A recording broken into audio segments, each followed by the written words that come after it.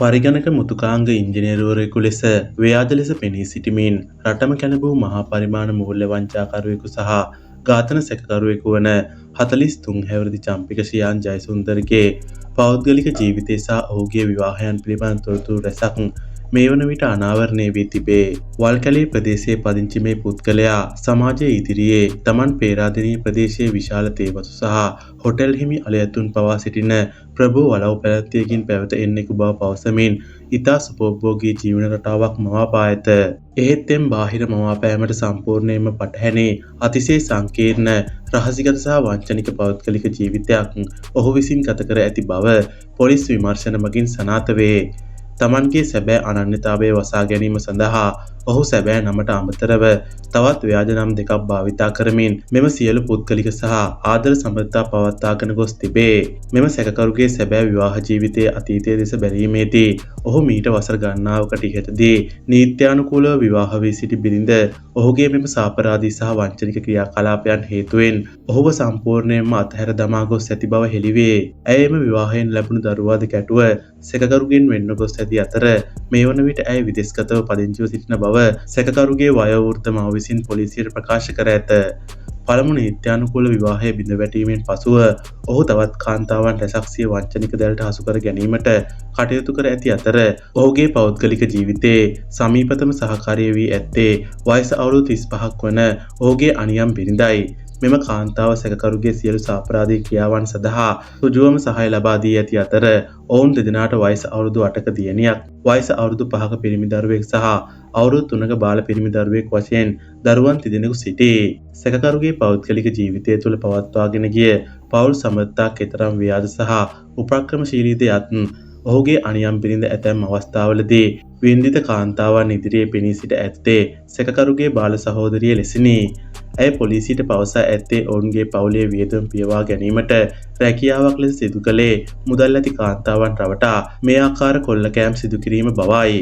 තමන්ගේ දෙමාපියන් මියගොස් ඇති බැවින් තම සොයුරාට වැදගත් පවුලකින් සහකාරියක සොයා දීමට අවශ්‍ය බව පවසමින් ඇය විසින්ම මේ ව්‍යාජ ඉංජිනේරුවරයාට විවාහ කර දීම සඳහා තරුණයන් හඳුන්වා දී ඇති බව විමර්ශනවලදී අනාවරණය විය. තරුණියන් 30 දෙනෙකුට ආසන්න සංඛ්‍යාවක් රවටා කෝටි ගණනින් දේපල හා මුදල් වංචා කිරීම මෙම යුවල එක්ව වෘත්තියක් ලෙස කරගෙන ගොස් ඇත.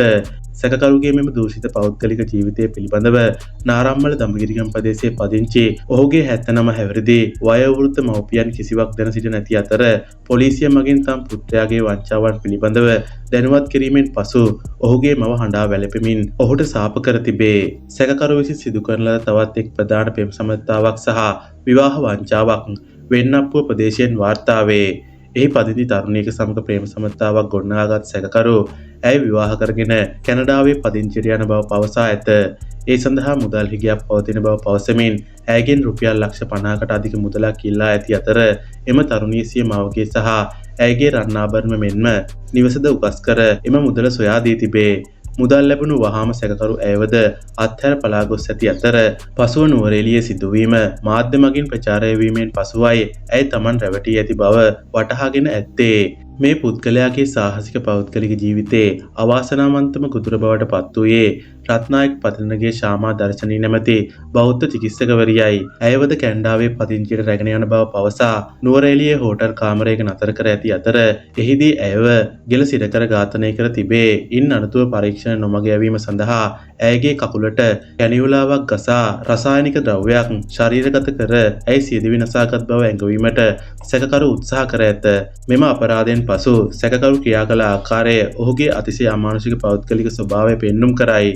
ඔහු එම තරුණියගේ මළසිරුර මෝටර් රථයේ ඉදිරිපස අසුනේ තබාගෙන මහනුවර කුණ්ඩසාලයේ පිහිටි ඔහුගේ අනියම් බිරිඳ සහ දරුවන් සිටි තට්ටු නිවාසය වෙත පැමිණ තිබේ. පසුව මළසිරුර ඉදිරිපස අසුනේ තිබියදීම ඔහුගේ අනියම් බිරිඳ සහ දරුවන් තිදෙනා පසුපස අසුනේ වාඩි කරවාගෙන ඔවුන් මහනුවර මිතුරෙකුගේ නිවසක් වෙත ගමන් කර ඇත.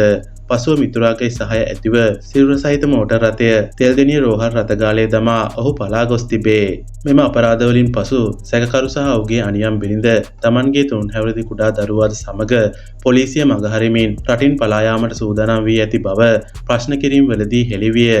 ඔවුන්ගේ අවසාන සැලසුම වී ඇත්තේ මුහුදු මාර්ගයෙන් හොර රහසේ ඉන්දියාවට පලා ගොස් එහි කාලයක් ගත කිරීමෙන් පසු යුරෝපීය රටකට සංක්‍රමණය වීමයි. මෙවැනි තොරතුරු දිනපතා දැනගන්න අපිව සබස්ක්‍රයිබ් කරන්න.